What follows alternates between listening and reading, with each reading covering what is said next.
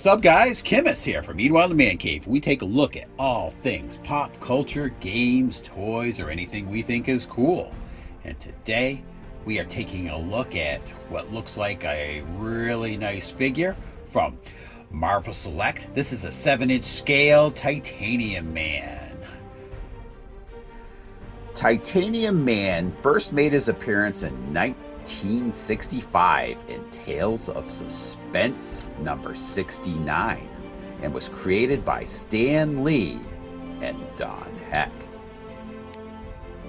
Boris Bolsky, the original Titanium Man, while working as an administrator at a Siberian labor camp, commissioned some of his imprisoned scientists to make him a suit of armor based on the Iron Man technology. But because they didn't have the right materials, a bunch of the inferior materials, in fact, his armor ended up being about twice the size of Iron Man's. After the armor was finished, he issued a challenge to Iron Man and then was defeated by Iron Man. During his second attempt, he actually commissioned the scientists to, improve the armor and actually do medical experiments on him that actually increased his size and strength. And that is why Titanium Man is so big, because of the experiments made him probably around, 9 feet tall. And then probably he looks around 11 feet tall when he's all in his armor.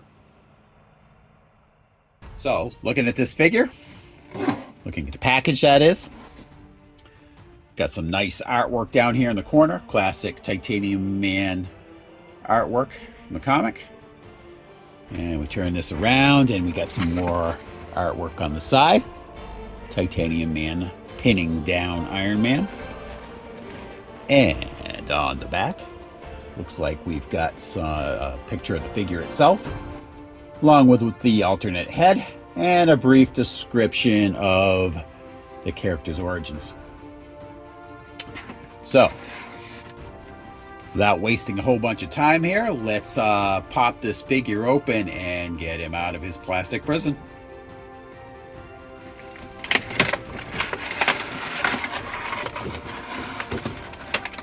All right. So, inside the box here, we have alternate head and 2 extra hands. So, we're going to get these zip ties off, pop him out of here, and show you some articulation. All right, the zip ties are off. Let's start off with some of the accessories in the box here. We're in the plastic. It's the head, starting off with that. Definitely the classic looking comic head of the Titanium Man.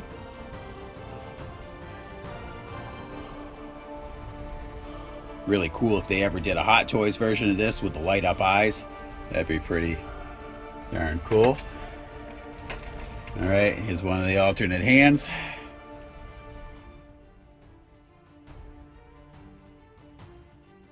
Nice color green. Gripping hands look cool.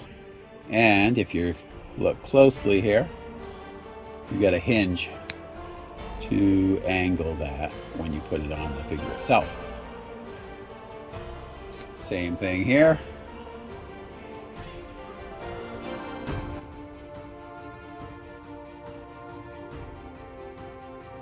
With the same hinge. All right, the Titanium Man himself. Let's check out his articulation here. Shoulders. Now, it looks like there should be a hinge up here. The thing is, you've got 2 pieces of armor here. You've got this, and you've got this thing here that's going over his shoulder. So you're not going to get any lateral movement with this shoulder that I know of here. And also looking at this, you're getting some twisting here, right? So twisting here right around the elbow, which I like, but be very careful, because when you want to go to move this arm and tilt it, you can make sure that that hinge is lined up. So we are going to get some left and right, some bending there at the elbow. It is a single elbow joint. Just make sure you have it lined up when you go to do it so you don't break your figure. All right, and then down here at the fist, there is a hinge there. You can angle that slightly, just not very much. That might change when we put on his other hands. If you can see it, you've got this ring right here. That kind of blocks any of this bending with this particular fist hand. So keep that in mind. Maybe with the other hand, you'll be able to move them. You're gonna have the same thing over on this side. You also have here at the shoulder, because I didn't go over that. You get the back and forth, which is typical with just about any figure. All right, now, looking here at his torso. No, doesn't appear to be much of a waist joint. There is, but again, it's up underneath his armor. So you don't have much movement there. It's a little bit, but not a lot. Okay. And here at the abdomen, it's more of a twisting motion, not an up and down, not a back and forth too much. You get a little bit, but it's limited. Now head, no tilting forward or back. You do have the twistings from side to side. Okay. Legs, side, you don't have a lot of lateral movement here for his legs because, again, you've got this piece that goes across. That's going to restrict the movement there. Now here, you do have your back and forth. Again, it is going to be limited because of that piece. So go back in here. Make sure that these are lined up with this part here. See the joint right there? Make sure those are lined up before you attempt to bend these. But you do get your backwards movement with that. And if I'm going to show you from this angle, you get some twisting here with the leg. So see how that twists that leg out. So you can get some good angles with that. I like that they do that on these Marvel Select figures. It adds another dimension to the articulation. The only thing that would be even better is if they could somehow combine that and the double knee joint. Not sure how they do it, but hey, I'm not an engineer. So now down here at the feet, you've got a joint right there. Let's see, do we get any motion? Yeah, and you do. You get some tilting with the feet. All right, not a ton, but you do get it. Zero toe movement. It would have been nice to have some toe movement on these. The Marvel Selects in general don't have that I've had, so at least out of the ones I've got so far. You get all the same motion on this leg here, so I'm not going to waste any time on that. So what we're going to do, I'm probably going to change out his hands here, at least one of his hands. We're going to try to get him in some poses here. Let's take a look at this head though, because I might not leave this head on him. Now, the paint could have been better for the paint.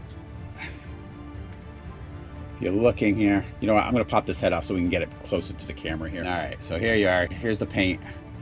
The painting could have been better on this. I don't mind the colors. The colors are fine, but they're just not real neat. Like the lip paint, if you look in here closely, hard to get in there, but it's gotten onto the teeth and everything. And that's a little disappointing for that. Eyes aren't horrible, but they could be better. It's just not a very clean paint job. But on the other hand, if you're just touching up the teeth, you could probably touch those up with a little paint yourself. You don't have to be an expert artist probably to do that. But we really shouldn't have to do that. So I probably won't have this head on him anyway. So it's not a huge deal to me. It's cool that they give the unmasked head. But if I was going to use it, I would probably touch up the paint on it. All right, got him in a pose. Have to say, I really like this figure. Even with the limited articulation. In fact, I think the limited articulation actually works for this figure because, you know, the character really relied on brute force rather than finesse.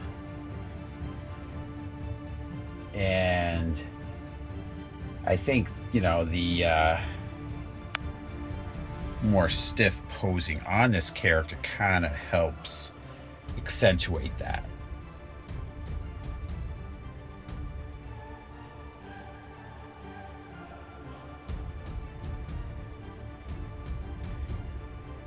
The colors are nice. The paint's got a bit of a metallic to it.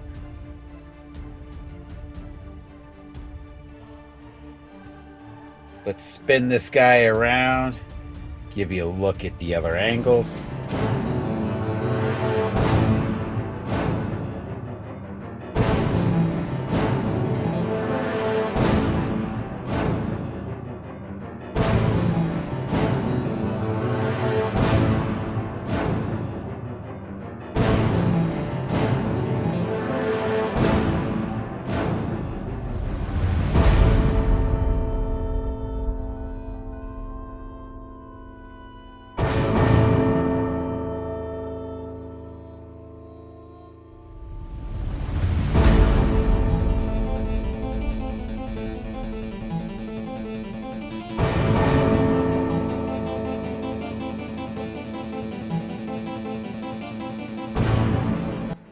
So, in conclusion, I really like the figure. Especially if you're an Iron Man fan, I'd recommend getting it. The only downside to it is the unmasked head. Could have been painted better. So, anyway, I want to thank you guys for tuning in and come back for the next episode of Meanwhile in the Man Cave. I'll talk to you guys later.